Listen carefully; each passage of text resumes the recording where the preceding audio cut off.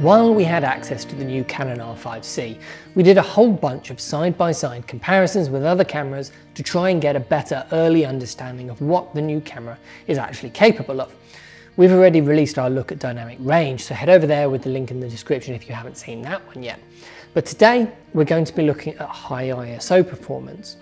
And for those of you that haven't seen our ISO tests before, what we do is we shoot a color chart and then raise the ISO up in steps, compensating for it with shutter speed to bring the exposure back down to an even point. So the idea is we get a range of brightness values in the frame because of the charts, and the exposure stays consistent on them as we raise up the ISOs. So let's start with the R5c versus the R5 in 8K RAW.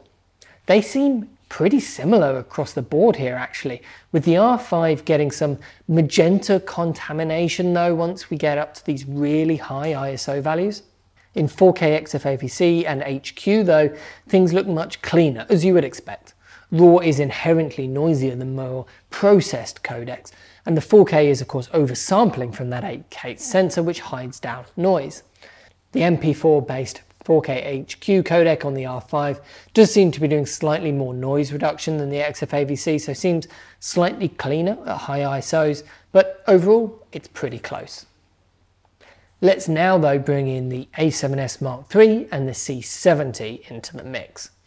Now this is always an interesting one to talk about for me because people hold the A7s Mark III up on this pedestal for just exceptional ISO performance. And once you get up to 25,000 or 50,000, it is definitely better. No one's arguing that. It's at the lower, more commonly used ISO values where things get really interesting. This is nothing new. We've seen this before with our R5 tests, but now that the R5c is a much more capable video offering with no record limits and all the rest of it, it just becomes a much more relevant topic to discuss, I feel.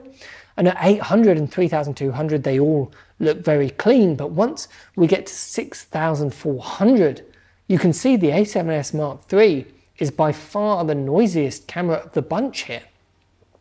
And this is because that second native ISO doesn't actually kick in till about 10,000 ISO, which is far higher than we see in other cameras and far higher than the 3200 of the R5c. So at 6400, the R5c is very close to a native ISO, while the A7s Mark III is a long way off it because it hasn't kicked up into that second native ISO yet, and it shows. The A7s Mark III is by far the noisiest of the bunch, the R5c being the cleanest and the C70 still looking pretty good with some luma noise and very little chroma showing.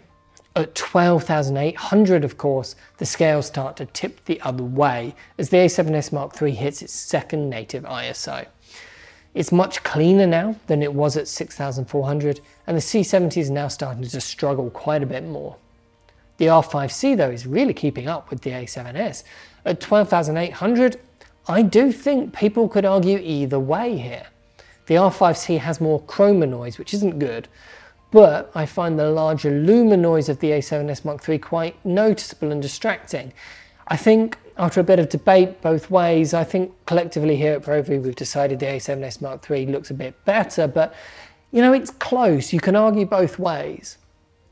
The cameras are doing very well though at the end of the day at an ISO level that should be high enough for most real world situations that people will come across in everyday work.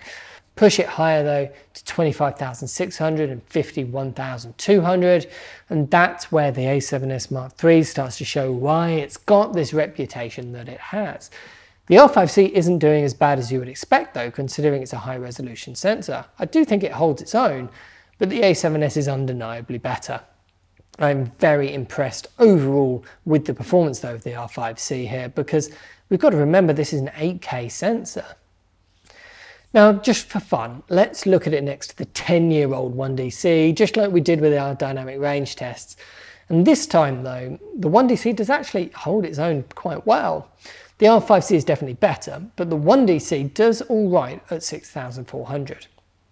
Above that though, the noise reduction is definitely kicking in. The image gets much softer and colors start to go, although noise does seem pretty under control considering the age of the sensor.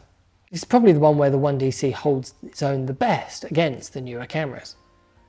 So that was our high ISO test. So I hope you found that useful. If you did, leave a comment down below.